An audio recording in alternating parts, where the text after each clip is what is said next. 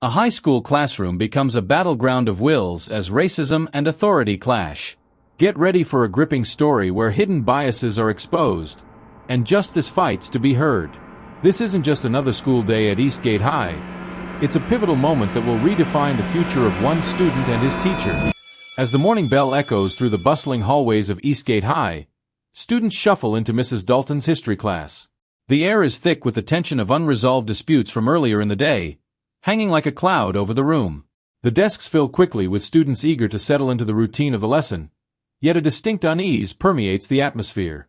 Among the students entering is Marcus Johnson, the newest addition to the class and already a notable figure due to recent events.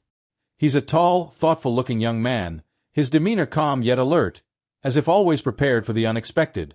His arrival at Eastgate High had been marked by a quiet confidence that belied his status as a transfer student, quickly earning him respect from peers but also unwarranted attention from certain faculty members. Mrs. Dalton, the veteran history teacher known for her rigorous standards and uncompromising demeanor, marks his entrance with a particularly sharp gaze. Her reputation for fostering a challenging classroom environment is well known, and she prides herself on her ability to read her students, a skill she exercises with precision, often at the expense of genuine understanding. As Marcus approaches his seat, the last few stragglers rush in behind him, their voices a muted buzz against the clacking of Mrs. Dalton's heels as she moves to the front of the room. The walls of the classroom are lined with posters of significant historical events and figures, from the civil rights movement to ancient civilizations, setting the stage for her comprehensive curriculum. Ah, Mr. Johnson, let's hope you're prepared today, Mrs. Dalton announces, her voice cutting through the chatter with ease. Her tone is patronizing, her words dripping with skepticism as if she's already decided the extent of Marcus's capabilities. Her stare lingers a bit too long, a clear challenge laid bare for all to see. The room falls silent, the air tight with anticipation. Marcus, aware of every eye upon him, nods quietly and takes his seat. His response is measured, betraying none of the frustration that flickers briefly in his eyes. Around him, classmates murmur, their whispers a mix of curiosity and concern.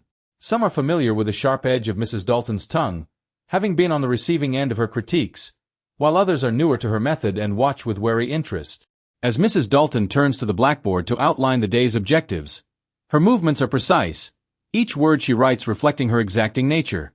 Today's lesson promises to delve into the complexities of the American civil rights movement, a topic ripe with potential for deep discussion and critical analysis. However, Marcus's presence seems to have altered the usual dynamic. His classmates, sensing the potential for conflict, shift uneasily in their seats, their attention split between the forthcoming lesson and the silent standoff that simmers between student and teacher. Mrs. Dalton, oblivious or indifferent to the discomfort she fosters, sets the stage for what she believes to be a necessary confrontation. This unit demands a robust understanding and a willingness to engage critically, she declares, addressing the class but her eyes fixed on Marcus. I expect thorough analysis and well-founded arguments from everyone, especially those new to our discussions. The challenge is clear, setting the tone for a class session that will test not just Marcus's knowledge, but his resilience in the face of bias. As Mrs. Dalton turns to initiate the day's discussion, the students brace themselves, notebooks open, pens poised, and a collective breath held. They are not just preparing for a lesson in history, but a lesson in character, both their teachers and their own. As Mrs. Dalton launches into the civil rights lesson, her gaze flickers back to Marcus, who sits poised with his textbook open and pen at the ready. The room is thick with the tension of anticipation, all eyes dart between teacher and student, awaiting the inevitable confrontation. Since you're new here, why don't you tell us about the major figures in the civil rights movement? Mrs. Dalton's voice is sharp, her challenge direct.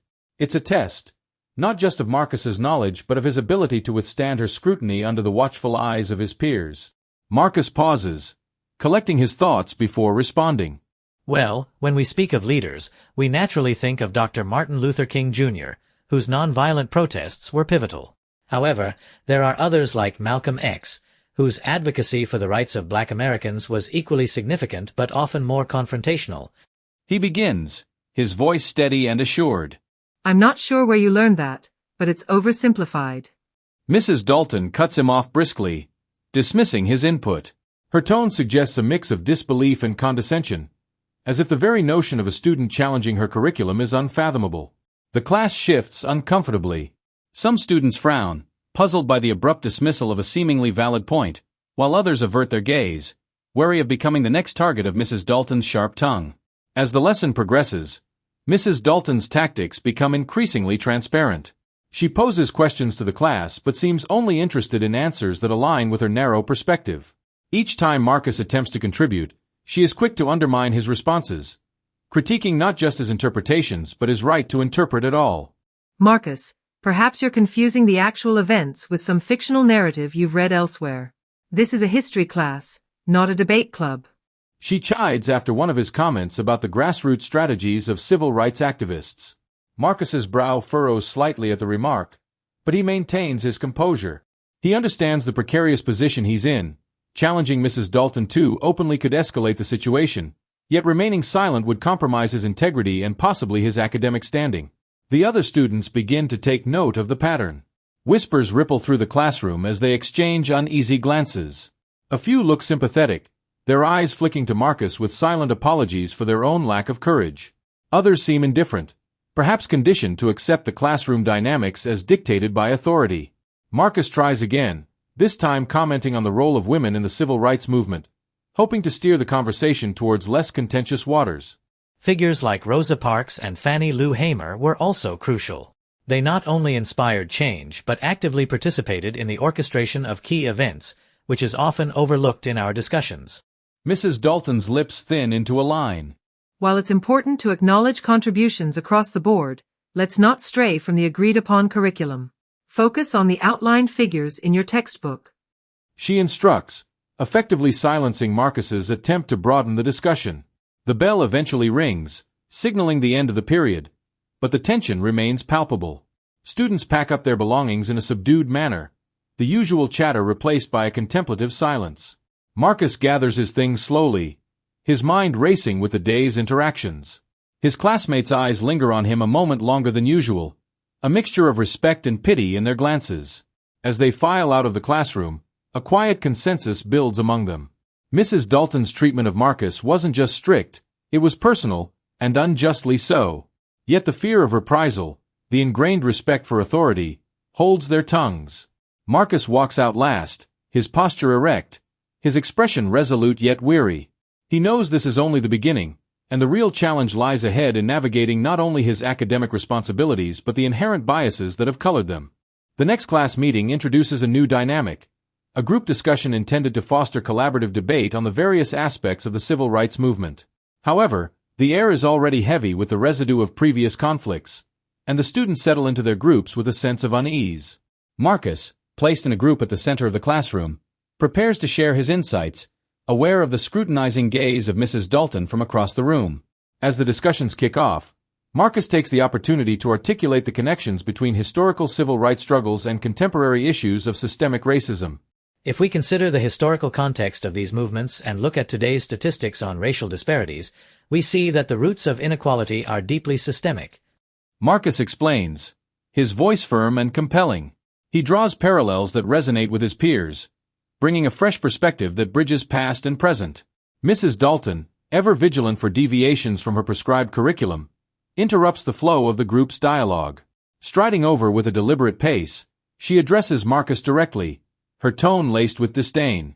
This is a history class, not a soapbox for modern politics. Stick to the facts. She chides sharply.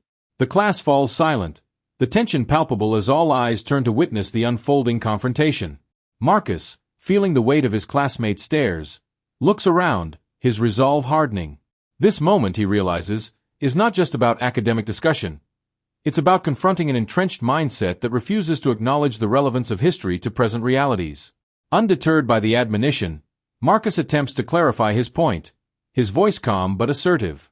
But isn't the purpose of studying history to learn from it? To understand how past injustices shape current events? His question, posed respectfully, challenges not only Mrs. Dalton's stance but the very framework of the discussion she aims to control. Mrs. Dalton's face tightens, her eyes narrowing as she senses the challenge to her authority. With a cold, measured tone, she responds, If you can't discuss history without bringing your personal bias into it, maybe this isn't the right school for you. Her words, meant to intimidate, echo ominously through the classroom, amplifying the tension. The whispering among the students grows, a mix of disbelief and discomfort stirring within the room. Some are shocked by the blatant hostility in Mrs. Dalton's tone, while others look on with a growing realization of the broader implications of her attitude toward open dialogue. Marcus, however, stands his ground. His classmates' uneasy murmurs bolster his determination to not let the moment define him.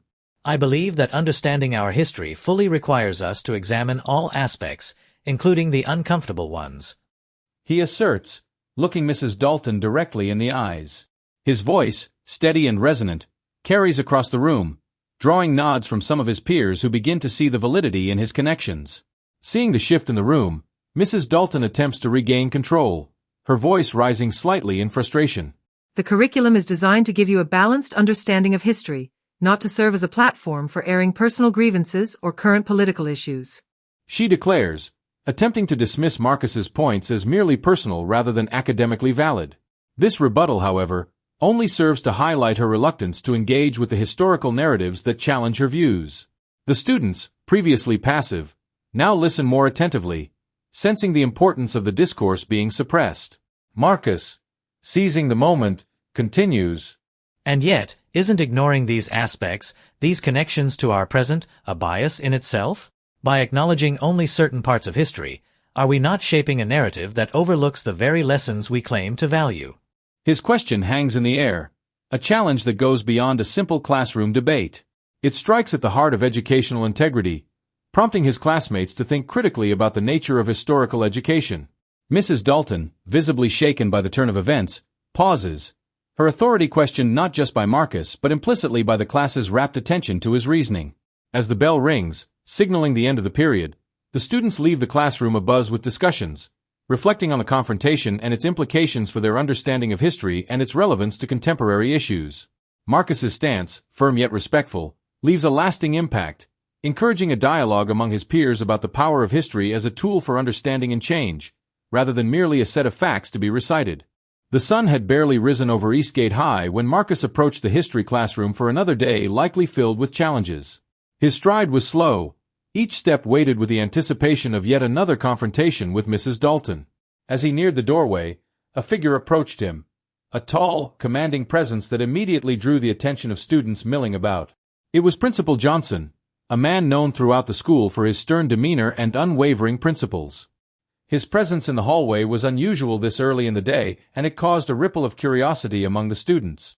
Principal Johnson stopped Marcus just outside the classroom door. With a firm but gentle hand, he placed a reassuring pat on Marcus's back, a silent but powerful gesture of support. This simple act, unseen by others as anything more than perhaps a routine encouragement, held a deeper significance for both of them. Unbeknownst to Mrs. Dalton and the rest of the class, Principal Johnson was not just the head of the school, he was Marcus's father. Marcus felt a mix of relief and anxiety as his father's hand rested briefly on his shoulder. The knowledge that his father was stepping into the fray was comforting, yet it also underscored the seriousness of the situation. They exchanged a brief, knowing look, a silent conversation of encouragement and resolve, before stepping into the classroom together. Inside, Mrs. Dalton was setting up for the day's lesson. She turned as the door opened and her face brightened into a professional smile when she saw Principal Johnson. "We're delighted to have you observe our class today," she said, her voice smooth and welcoming, a stark contrast to the sharp tones Marcus had become accustomed to. She was completely oblivious to the personal connection between the principal and the student she had so frequently targeted. Thank you, Mrs. Dalton. I'm looking forward to seeing your students engage with the material. Principal Johnson replied, his voice calm and authoritative. As he spoke, he glanced around the room, his gaze lingering on Marcus for a moment longer than on the other students, hinting at his dual role as both administrator and father. As the lesson began, Mrs. Dalton appeared to transform under the watchful eyes of Principal Johnson. Her usual stern demeanor was replaced by a more measured and congenial approach. She directed the students to open their textbooks to a chapter about the civil rights era, outlining the day's objectives with a noticeable absence of the condescension that usually colored her instructions to Marcus. Marcus watched this transformation with a skeptical eye. He was all too aware of the drastic shift in her behavior and couldn't help but feel a sting of resentment at the ease with which she donned her mask of professionalism. Yet, he also felt a surge of hopeful anticipation. Today, with his father's presence, might finally bring some measure of justice to the ongoing struggles he had faced in her class. As the discussion progressed, Marcus participated actively, bolstered by his father's supportive presence. He noticed that Mrs. Dalton's responses to him were markedly different. Her critiques were tempered with politeness, her challenging questions replaced with nods of approval and encouraging smiles. The stark contrast did not go unnoticed by the class, whose members exchanged confused glances, piecing together the reasons behind Mrs. Dalton's altered demeanor. Principal Johnson observed quietly from the back of the room, his expression unreadable. He made no overt gestures, yet his very presence seemed to cast a spotlight on Mrs. Dalton's every interaction. Marcus felt an unspoken alliance with his father, a shared mission not just to expose the prejudice he had faced but to uphold the principles of fairness and respect that should define their school. As the class neared its end, Mrs. Dalton assigned a reflective essay on the impact of the civil rights movement on modern society, a topic that resonated deeply with the day's earlier discussions. She approached Marcus with a smile that seemed intended to convey warmth and understanding. "I'm looking forward to reading your insights, Marcus," she said, her tone so different from the dismissive snaps he was used to that it almost seemed she was speaking to someone else. Marcus nodded, his response polite but reserved. He could not fully trust the sincerity of her words, not when they flowed so easily under the gaze of his father. As the bell rang and the students began to gather their things, Marcus's thoughts were a complex mix of vindication and wariness. The day had brought a revelation not just to him but potentially to everyone in the room about the undercurrents of bias that could lurk beneath the surface of authority. Principal Johnson waited until the room had cleared before approaching Mrs. Dalton. Thank you for the lesson, Mrs. Dalton. I believe we have some important discussions ahead about the classroom environment and teaching methods, he stated, his voice firm yet diplomatic. Mrs. Dalton's smile faltered slightly, a hint of nervousness flickering in her eyes. "Of course, Principal Johnson. I am always eager to receive feedback," she replied, her voice betraying a trace of the strain she felt under his scrutiny. As they left the classroom together, Marcus trailing a few steps behind, he felt a profound shift in the dynamics of his educational journey. The support of his father had catalyzed a change, one that promised to extend beyond the confines of a single classroom and into the ethos of Eastgate High itself. As the history lesson continued, the class delved into the tumultuous events and poignant struggles that shaped the civil rights era. The discussion was meant to enlighten and inspire, to draw connections between past injustices and the continuing quest for equality and justice. However, as Mrs. Dalton guided the conversation, her comments increasingly reflected a personal bias that seemed to dismiss or diminish the significance of certain historical figures and events, especially those that Marcus highlighted in his contributions. Marcus, with a growing sense of unease, contributed thoughtful insights into the systemic barriers that had perpetuated inequalities, linking them to contemporary issues in a manner both respectful and academic. Yet, each time, Mrs. Dalton countered his points with veiled skepticism or outright dismissal. "That's an interesting perspective, Marcus, but let's try to focus on the broader picture," she would say, subtly steering the discussion away from the nuanced understanding Marcus offered. The atmosphere in the classroom grew tense as students picked up on the undercurrents of the dialogue. They exchanged looks, their expressions ranging from confusion to concern, as they witnessed the disparity in treatment between Marcus and his peers. Finally, unable to witness the ongoing bias unchallenged, Principal Johnson intervened. His voice, calm and authoritative, cut through the murmur of the classroom.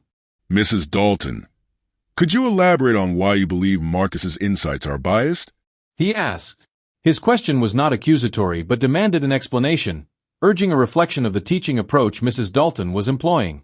Mrs. Dalton, caught off guard by the direct challenge from Principal Johnson, faltered.